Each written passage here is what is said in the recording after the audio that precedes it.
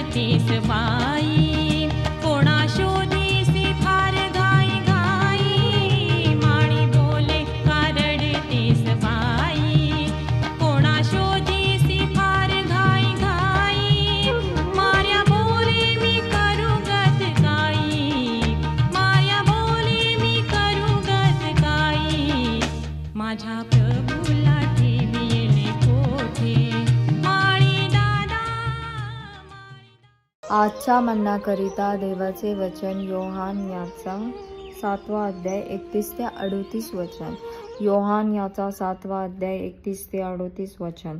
तेव्हा लोकसमुदायातील बऱ्याच जणांनी त्याच्यावर विश्वास ठेवला व ते म्हणू लागले, ख्रिस्त येईल तेव्हा तो ह्याने केलेल्या चिन्हापेक्षा अधिक काय करणार आहे.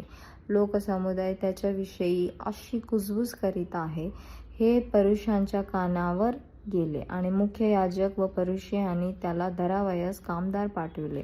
यावरून येशू त्यांना म्हणाला, मी आणखी थोडा वेळ तुम्हाबरोबर आहे, मग ज्याने मला पाठविले त्याच्याकडे मी निघून जाणार आहे.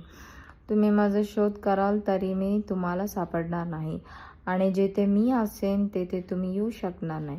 यामुळे यहुदी आपसात म्हणाले, हा असा कुठे जाणार आहे की तो आपल्याला सापडणार नाही. तो हेल्लेनी लोकात पांगलेल्यांकडे जाणार आणि हेल्लेना शिकवणार काय. तुम्ही माझा शोध कराल तरी मी तुम्हाला सापडणार नाही आणि जेथे मी असेन तेथे तुम्ही येऊ शकणार नाही. या त्याचा म्हणण्याचा अर्थ काय. मग सणाच्या शेवटला म्हणजे महत्त्वाच्या दिवशी येशू उभा राहून मोठ्याने म्हणाला, कोणी ताणलेला असला तर त्याने माझ्याकडे यावे आणि प्यावे. जो माझ्यावर विश्वास ठेवतो त्यांच्यातून शास्त्रात सांगितल्याप्रमाणे जिवंत पाण्याचा नद्या वाहतील. प्रभू परमेश्वर या वाचलेल्या वचनाद्वारे आपला आजचा दिवस आशीर्वादित करू. येशूच्या पवित्र नावात सलाम. आपण आजच्या सकाळी योहान शुभवर्तमान याचा 7वा अध्याय आणि त्याची 31 ते 38 वचनं वाचली.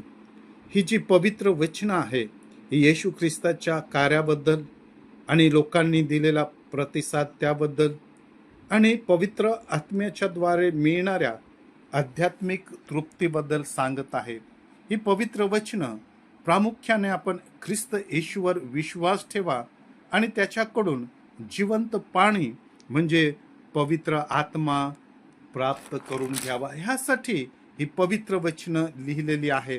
या वचनांकडे जर आपण पाहिलं तर पहिली गोष्ट आपल्याला प्रामुख्याने दिसते 31व्या वचनामध्ये, ती म्हणजे लोकांचा विश्वास आणि आश्चर्य.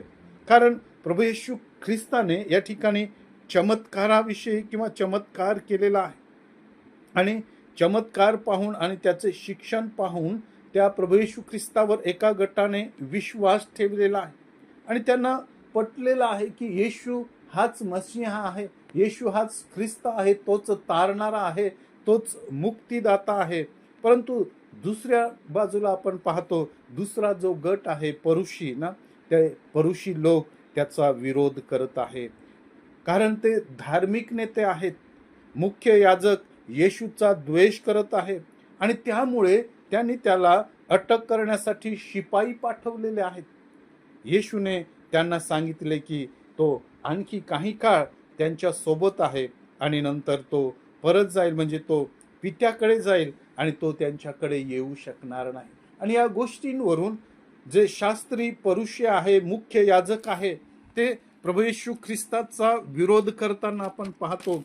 वचन 32 ते 36 मध्ये प्रभू येशू ख्रिस्ताचा विरोध परुषी आणि जे धार्मिक नेते आहे, मुख्य याजक आहे, त्यांनी केलेला आहे. आणि तिसरी महत्वाची गोष्ट 37 आणि 38 वचनामध्ये आपण पाहतो, ते म्हणजे वचन हे जिवंत पाणी आहे. आणि सणाच्या शेवटल्या दिवशी प्रभू येशू ख्रिस्त हे जाहीर करत आहे की ज्याला तहान लागली आहे त्याने माझ्याकडे यावे आणि प्यावे. जो माझ्यावर विश्वास ठेवतो त्यांच्या अंतःकरणातून जिवंत पाण्याच्या नद्या वाहतील. तहान ही आध्यात्मिक गरज, पापाची क्षमा आणि देवाला शोधण्याची ओढ आहे. तहान ह्या गोष्टी दाखवत आहे. येशूकडे येणे आणि पाणी पिणं म्हणजे येशू ख्रिस्तावर पूर्ण विश्वास ठेवणं, येशू ख्रिस्तावर पूर्णपणे अवलंबून राहणं, त्याला तारणारा म्हणून स्वीकारणं, म्हणजेच ते जिवंत पाणी पिणं ना. जिवंत पाणी हे पवित्र आत्म्याचं प्रतीक आहे. आणि या पवित्र वचनांमध्ये आपण पाहतो की पवित्र आत्म्याचं सामर्थ्य केवळ स्वतःपुरते मर्यादित न राहता इतरांना आशीर्वाद देण्यासाठी ते ओसांडून वाहतं. आणि म्हणून पवित्र आत्म्याविषयी या ठिकाणी प्रभू येशू ख्रिस्त काही गोष्टी सांगत आहे की पवित्र आत्मा म्हणजे जे पाणी आहे त्याला त्याने पवित्र आत्मा म्हटलेला आहे. तहान ही आध्यात्मिक असली पाहिजे. पिणं म्हणजे येशू ख्रिस्तावर विश्वास ठेवणं, ते जिवंत पाणी प्राप्त करून घेणं म्हणजे पवित्र आत्म्याचं सामर्थ्य प्राप्त करून घेणं. आणि हे शिक्षण तो सणामध्ये त्या ठिकाणी देत असताना त्याला विरोध करण्यात आलेला आहे. परंतु येशू ख्रिस्त हाच जिवंत पाण्याचा झरा आहे, तोच पवित्र आत्मा आपल्याला देतो. आणि त्या पवित्र आत्म्याने आपण विश्वास ठेवून ना, पवित्र आत्म्याच्या सामर्थ्याने कार्य करावं, त्यावेळेस आपण प्रबळ असतो. देवबाप ही वचनं आपणासाठी आशीर्वादित करो.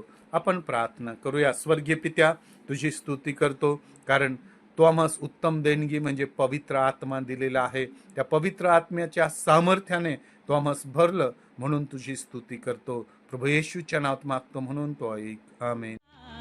माझ्या प्रभूला ठेविले कोठे, माझ्या प्रभूला ठेविले कोठे. माळी दादा, माळी दादा, माळी दादा, माळी दादा, माळी दादा.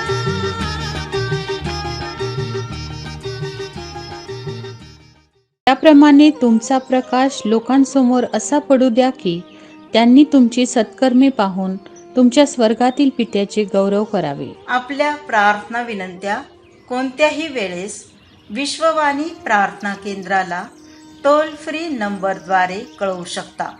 आमचा टोल फ्री नंबर 1-800-2700-333. आम्ही आपणासाठी या नंबरवर प्रार्थना करण्यास उपलब्ध आहोत. धन्यवाद.